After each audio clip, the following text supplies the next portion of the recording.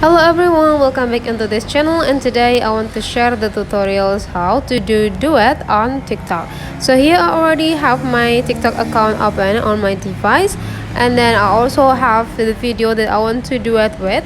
The next thing we're gonna do is go into this rose button here, and then please take a look on this bottom line. There is several features that we can use, and then we can see here there is a duet options. Click the duet,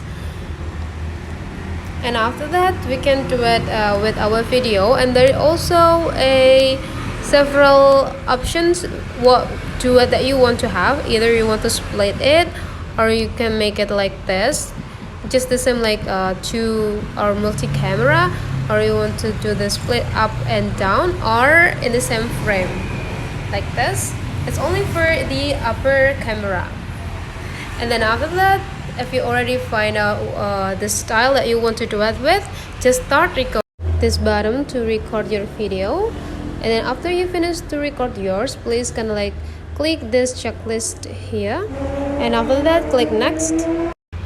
Put more information on the caption sections, and after you finish, just post your video. So that's all for today's tutorials, guys. Don't forget to leave some comment, like, and subscribe into this channel if you find out this video is quite useful for you.